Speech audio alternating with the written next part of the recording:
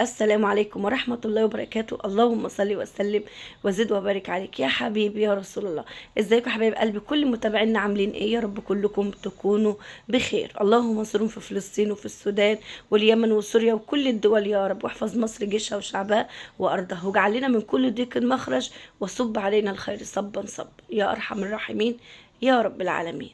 النهارده يا جماعة حابة اسلط الضوء النهارده على طبعا مغتربة فرنسا، والفيديو اللي هي طلعته النهارده وهي في المستشفى، واللحظات الاخيره بتاعتها زي ما هي ما بتقول، وصيتها يا جماعه عشان اتكلم في الوصيه بتاعتها، عشان بصراحه انا شايفه الوصيه بتاعتها اصلا كان ده الموضوع اللي انا هتكلم فيه. تمام، فالحمد لله هي قصرت كل المسافات وجابت من الاخر النهارده.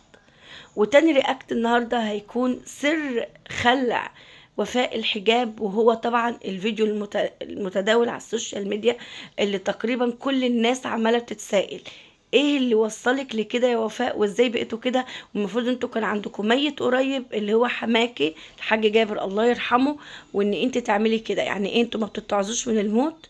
بصوا يا حبايب قلبي، مبدئيا كده انا عايزه اقول لكم على حاجه. ربنا بيدي العمر للبني ادم، العمر للبني ادم يا اما يحسن في عمله يا اما يسيء في عمله. تقريبا لو بدك العمر الطويل عشان تحسن عملك فهو بيحبك، عشان عايزك تعمل الصالح كتير عشان تكون من اهل الايه الجنة.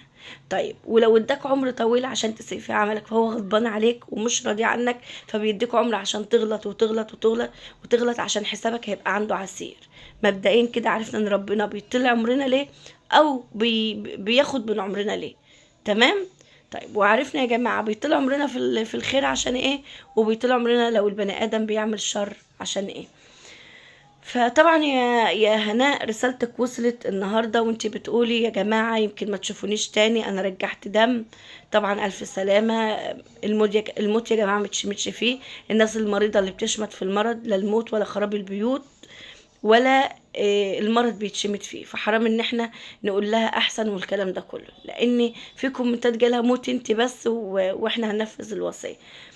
بس يا جماعه انا مش عايزه اقول لكم انا لا مع هناء ولا ضدها، هناء صعبا عليا بجد، صعبا عليا، لان من كتر الكذب اللي كذبته ورطت نفسها اكتر واكتر. هي طالعه دلوقتي بتقول يا جماعه انا بوصيكم ما تدعموش حد وما تقفوش جنب حد وما تدوش لحد. انا لو كنت تعبانه من اللي كانوا عليا فانا تعبانه اكتر من اللي كانوا عاملين نفسهم بيحبوني وتخلوا عني. طب اتخلوا عنك ليه بقى يا هناء؟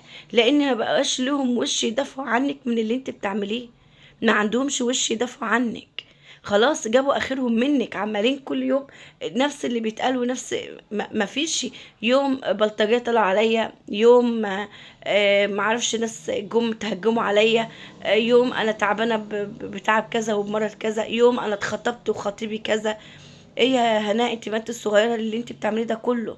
واحده زيك يا حبيبه قلبي تشيل اللي حطاه في بقها ده هتقابلي ربنا وانت حطاه ازاي؟ المفروض احنا مسلمين. اللي انت عاملاه في شفايفك بتاع اللي انت مركباه الحلق ده ومش عارفه بيقولوا عليه ايه ده، اللي انت بيرسنج ماشي، اللي انت حطاه في شفايفك ده المفروض تشيليه، المفروض تشيليه، ما بقاش سنك. وبعدين انت مش متزوجه، هنقول انت كنت بتعملي كده عشان جوزك، مع ان الحاجات دي اصلا لو هتعملها لجوزك بس اللي بره كمان ما يشوفكيش. فاحنا ما نتكلمش على الدين ونعيب على حمدي وفاء زي العنوان اللي انت حطاه، وفاء قلعت الحجاب وبقت شبه مايكل جاكسون. طب بالنسبه لك انت ايه؟ يا فرحتي لابسه اشارب، بس اللي انت عاملاه في شفايفك ده ايه؟ ده من اكبر المحرمات. الناس بتعمل بيرسنج في ودنها بيقولوا عشان لافين الطرحه ومش بتبان، لكن انا دلوقتي لقيت ناس بيعملوا في مناخيرهم وبيعملوا في حواجبهم وبيعملوا في بقهم. ايه يا امه محمد؟ احنا انحضرنا كده لو بقى تفكيرنا كله في قله الادب والقذاره؟ ليه المحتوى الهايف بقى هو اللي رائج وهو اللي على الساحه؟ ليه الناس المحترمه ما بقتش تتشاف؟ ليه القنوات المحترمه ما بقتش تتشاف؟ احنا قد كده عقولنا بقت صغيره، قد كده بقينا ندور على الناس اللي مش محترمه نتفرج عليها. فانا والله يعني زي ما انا زعلانه منك وزعلانه عليكي بجد يا هناء. يعني انا كنت بلوم على مغتربه ولا مصريه في باريس دي، كنت ازاي انتوا بلديات وولاد بلد واحده وتعملوا في بعض كده، وطلع عليكي وكل يوم بتعمل فيكي كده ليه؟ وانت ما انتش رحمه نفسك، يعني انت عماله بتصيري الشبهات حواليك. وعايزه اقول لك حاجه يا رباب، دكتوره رباب اللي انت كنت معاها مغتربه، انت ما انتش ملاك وما انتش بريئه، انت خدت من ورا هناء كتير قوي، خدتي من ورا هناء، انت رستقتي امورك، انت عملتي خميره حلوه. واوعي تفكري ان لايفاتك اللي انت بتعمليها كل يوم ديت معنى اللايفات دي الناس بيدعموك عشان بيحبوكي. ده علشان هناء تطلع وتتكلم، عشان هناء تطلع وتجيب اللي في بطنها من يمتك، عشان هناء تطلع وتجيب اللي في بطنها من يمتك. واوله كان فيديو النهارده لما قالت انا زعلانه من اللي كانوا عاملين نفسهم بيحبوني وتخلوا عني. دول اكتر ناس مزعليني، يعني ما يزعلونيش زي اللي كانوا بيكرهوني. يعني واحده زي المصريه دي معروف انها بتكره، فهنقوله مش مشكله، مش بيكرهوا بعض وما اعرفش ايه، رغم ان هم اولاد بلد واحده في غربه، فالمفروض يكونوا غير كده. تمام. لكن انت بقى اللي كنت بتدافع عنها وكنت بتحبيها، وكنت كل الفيديوهات تطلعي وتلحقي الناس اللي بيتكلموا عليها وتطلعي تبيني وجهة نظرها ايه، فجأة هوب انشقتي عنها. بس انت ما كنتش معاها برضه عشان حب، انت كنت معاها عشان لميتي برضه فلوس حلوة، ولما جيتي سبتيها خليت الناس اتعاطفت معاكي انت، وبقوا منزلين كل يوم دعم ليكي. وما تفكريش ان الدعم ده عشان محبة فيكي يا حبيبة قلبي، ده علشان هناء تطلع اللي من يمتها واللي جواها ليك انت. زي فيديو النهارده اللي اتكلمت فيه، ما تحبوش حد وما تدعموش حد وما تقفوش جنب حد، عشان كلهم بيجوا عليكي انت وبيعملوا فيكي انت وبيتخلوا عنك انت. فالرساله كانت موجهه لمين؟ اكيد كانت موجهه ليكي برضو يا رباب. فما تفكريش ان انت مالك انت امك كل يوم بتطلع عشان تلمولكوا شويه فلوس وتقفلوا اللايف على كده. الناس ما هيش هبلة. انا كنت بتكلم في اللايف بتاعي لقيت الناس فاهمة وواعية وعارفين اللي بيحصل كويس. بس الناس يا هناء انت خليتي نفسك بقيتي قدامهم شكلك وحش قوي، شكلك وحش قوي. حتى الفيديو اللي طلعتيه امبارح بتاع مايكل جاكسون ده اللي انت بتتكلمي عليه، الناس عماله تتريق عليكي انت، يعني طلعانك انت اللي غلطانه. ما انت صحيح لما اجي ادي نصيحه لحد اعمل انا بيها الاول. فين حجابي يا جماعه؟ ولا شعر تبان؟ طيب ايه البيرسنج ولا اللي انت عاملاه في شفايفك ده؟ هتقابلي ربنا كده زي ربنا خلقنا كده؟ هو ربنا خلقنا كده؟ فهتقولي لربنا ايه؟ طيب فابدأي بنفسك انت الاول. عايزه تكوني كويسه والناس تصدقك يا هناء، ابدأي بنفسك انت الاول. ارجعي الى الله وتوبي وقولي تبت وندمت على ما فعلت، وابدأ صفحه جديده مع نفسي الاول قبل ما ابدأ مع الناس. وتعملي محتواكي زي ما كنت بتعملي. والله وانا رايي مادام انت تعبانه وصلت لكده والناس وصلتك ان خلاص ما بقاش حد يحبك زي الاول من اللي انت بتعمليه طبعا، انا رايي انك تقعدي بقى اليومين اللي فاضلين في عمرك، اللي فاضلك في عمرك مش قد اللي راح. واحنا كلنا مش هنعيش قد اللي عشناه. احنا ما احناش ضامنين ان احنا هنعيش كمان ثانيه من دلوقتي ولا لا، رب الكون اللي عارف. فانا رايي ان انت تقعدي كده على مصليه كده وتصلي على كل اللي فاتك، وتصلي كده وتستغفري وتصلي على النبي وتقولي تبت يا رب وانا خلاص ببدا صفحه جديده معاك، وتشيلي اللي في شفايفك ده. وكفايه بقى عليك لحد كده. او لو عايزه تعملي محتوى وحاسه ان اليوتيوب ده مالي حياتك من الفراغ اللي انت فيه طبعا، لان احنا عارفين الغربه وعارفين الوحده بعد ولادك ما اتجوزوا وكده، فاحنا عارفين كل ده. تقدري تشتغلي عادي، محدش يقدر يقولك لا. في ناس اكبر منك في السن عاملين محتويات وبيشتغلوا، بس بيعملوا محتويات ما فيهاش لف ودوران زيك، ولا فيها كل الكلام اللي انت بتعمليه ده. ما ينفعش والله. خدها نصيحة اخت صغيرة ليكي، او خدها نصيحة اخت ليكي، او متابعة ليكي. والله يا هناء انت زي ما احنا، ما انت صعبانة علينا احنا، يعني انت صعبانة علينا وما انت صعبانة علينا، احنا زعلانين عليكي وزعلانين منك. ايه اللي وصلك لكده؟ انت بسم الله ما شاء الله كانت عندك مشاهدات حلوة جدا، انت عمالة تخسري كل يوم. وصدقيني ربنا ما بيبعد عنك حد الا لما بيبقى لمصلحتك. ما تزعليش، ما تزعليش، بيبقى بعده لمصلحتك، لان لو في خير ليكي ربنا يسيبهولك. يا جماعة ربنا بيسامح في حقه، لكن ما بيسامحش في حق اهانة العبد للعبد. تخيلوا ربنا اللي خلقنا بيسامح في حقه، لكن ما بيسامحش في حق العبد للعبد. فربنا ما بيحوش عنك حاجة لما بتكون خير ليكي. اتمنى الفيديو ده يوصل لهناء ولكل متابعينها ولكل المتابعين على الساحة. اتقوا يوم ترجعون فيه الى الله يا جماعة.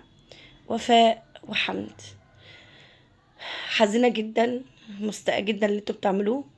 انتوا ناس بسم الله ما شاء الله بقالكم بتاع 7 سنين على اليوتيوب، ظروفكم المادية حلوة جدا، عندكم مشاريع، عندكم فلوس، عندكم ذهب، عندكم بيوت، عندكم كل حاجة. ايه اللي يجبرني ان انا اخلع الحجاب وان انا اعمل كده؟ تقول الدولة مثلا فرض علينا او في حاجات او احنا تعرضنا لكذا، اسيب الدولة دي وارجع بلدي، ابقى عايش كده قاعد كده احط رجل على رجل في قلب بلدي، اقعد كده على تراب بلدي واتقي الله واعمل باللي ربنا قال لي عليه، ولا اني اعمل اللي انتوا عملتوه ده؟ لسه ابوك متوفي وانت طالع تعمل ايه واغاني وحاجات ايه ده؟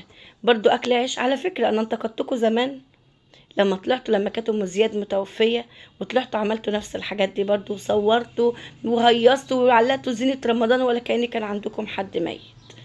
وده في حد ذاته حرام، حرام قسما بالله، حتى عشان احترام للست المتوفيه، احترام الميت، حتى ان انت تحترمي ان كان عندك حد عزيز وغالي عليك ومات، ولا هي ما كانتش عزيزه ولا غاليه، وابوك لا عزيز ولا غالي، وانتوا كلكم ما عندكمش خير للي منكم.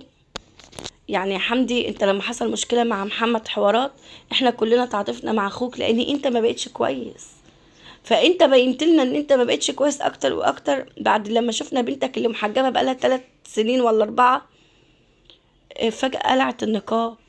وبعد كده ده كنت بقول ان الفيديو اللي عملته وفاء ده ذكاء اصطناعي، ما طلعش ذكاء زفت، ده طلع ذكاء خيبه، ده طلع قله ادب وفجر. فعلا يا حمد للدياسه عنوان، للدياسه عنوان. ازاي ازاي بابوك لسه مات وانت بتعمل كده؟ ده بدل ما نتعظ كده ونلبس عبايه سودا كده ونلبس طرحه كده ونداري ونعمل ونقول ندمنا على ما فعلنا وتوبنا ورجعنا اليك يا رب، وانت مفيش خالص يا حمدي. يا جماعه يا جماعه، يا ريت اي حد مشترك في قناه حمدي يلغي اشتراكه عشان حمدي يرجع تاني، ولما يرجع لربنا تاني ويتوب على اللي هو بيعمله هو وولاده ومراته، لان الناس دول مش محتاجين يا جماعه. لو قلت لي على مشاكل، لو قلت لي حصل هقول لك ماليش فيه، ارجع بلدك وحشه وتاكل جبنه ومش، لو هتاكل عيش حاف ارجع بلدك، بس ما تغضبش ربنا، بس ما تغضبش ربنا، عشان ربنا يبقى ساترها معاك. انت معاك بنات، معاك 3 بنات، عشان ربنا يسترها معاك ويستر عرضهم، مش هتعيش قد اللي عشته. ابوك اهو اللي كان بيصور وكان معانا في الفيديوهات وما شاء الله، حتى في مشكلتك انت اخوك كان طالع يتكلم ما شاء الله عليه. شوف دلوقتي من اياد الله، دلوقتي اصلا هتلاقيه دلوقتي بقى دلوقتي عظم في قلب التربه، ما عادش حتى في لا جلده ولا لحمه، خلاص كله راح. يعني ما ينفعش اللي انتوا بتعملوه ده، توبوا الى الله وارجعوا. ولو قلت لي بص اعذار الدنيا، هقول لك ولا عذر من اللي انت بتتكلم فيه ده. بسم الله ما شاء الله، انت مرستك امرك كويس. لو نزلت هنا مصر وعشت ورضيت ربنا، قسما بالله لربنا يفتحها عليك من واسع. وعسى ان تكرهوا شيئا وهو خير لكم. يلا حبايب قلبي، دمتم في رعايه الله، واللي عجبه الفيديو حط لي اللايك.